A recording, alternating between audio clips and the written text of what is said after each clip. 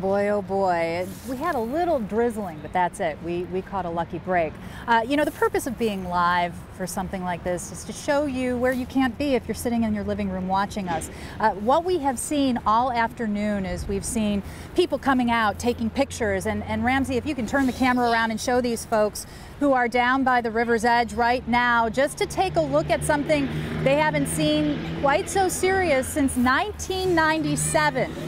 That's a big deal, and we do have emergency shelters that are opening up across the tri-state. One we want to tell you about, and we're going to put the very important information up on your screen right now. The Red Cross prepped the Alexandria Community Shelter. That shelter is at 8236 West Main Street, and that's where our Tom McKee has been for the better part of the afternoon. Tom, what can you tell me is going on that way?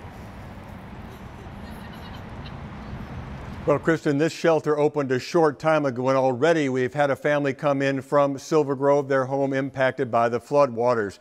They're also possibly anticipating people could come from Melbourne or California, even Bellevue, to get a little shelter here, a little food, a little place to sleep in case their homes can't be gone back to right now.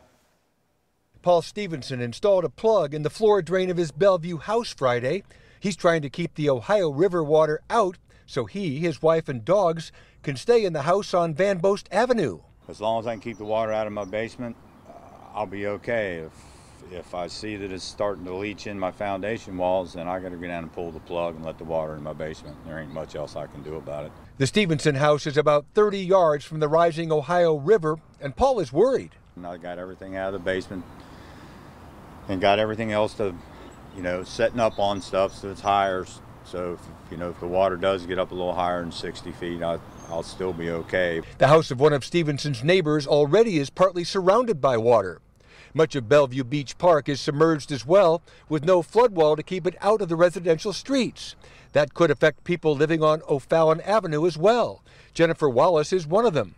She checked out the river level behind the new homes at Manhattan Harbor Friday to see what work she might have to do at home. Just start putting things in tubs and start moving them up to the, first floor. I've got a garage underneath and a basement, so right now I got the dehumidifier on and just been putting things up on tables and skids. The water is just yards from the back of the Bluegrass Fraternal Order of Eagles Hall. The extra 3 feet the river is supposed to rise will put water very close to the building. Lodge Secretary Dave Jarbo is watching the water like a hawk. I just hoping it don't hit the building. I mean, we got a lot of merchandise in there, games and everything, could get destroyed. Of course, a lot of people are watching the river like a hawk, just like Dave, and they're basically wondering if they're going to have to be able to stay at home or if they're going to end up in places like this shelter, which will be maintained, obviously, until this threat from the Ohio River passes. Tom McKee, Night on Your Side, live at the Alexandria Community Center.